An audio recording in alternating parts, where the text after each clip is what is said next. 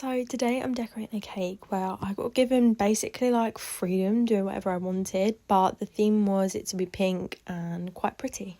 So at the minute I've been loving my vintage designs. If you watch my videos you will know that, but I decided that I wanted to do this kind of theme on this, but quite simple but not too simple at the same time. So what the lady did request was that it be 2 layers of 6-inch red velvet sponge, and I have never made a red velvet sponge before and I didn't actually realise how easy it was. And I also didn't realise, as a baker I should have known this, but it's not the exact same as a chocolate cake recipe. As many people will probably think, you actually have to make the recipe different for it to be a red velvet cake. So if you're just putting red food colour in like a chocolate sponge, that is not going to work. But overall the recipe wasn't that hard to do and the cakes turned out really nice actually, and they have a nice height on them.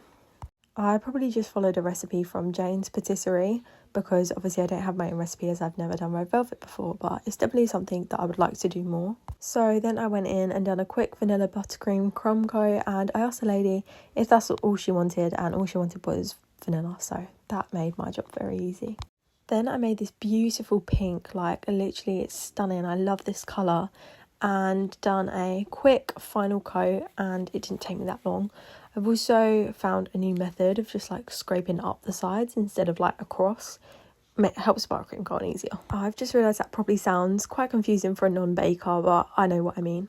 I then went in and went over some holes because there was big holes. I don't know why it went like that, but covered it anyway. And then you'll also be able to see that the edges aren't that smooth. It's because obviously now you can see I'm doing this like frilly thing. I don't know what you'd call it, to be fair, like an outline of the edges.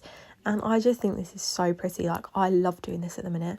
And also, if you're wondering why I'm holding my finger to that piping tip to like hold it down, it's because there was so much vanilla buttercream in that piping bag I didn't want to waste it. So I thought I'm just going to put the piping tip over the piping bag instead of inside, which is how it's meant to go, and just roll with that. But this is a finished cake and I hope you enjoyed watching.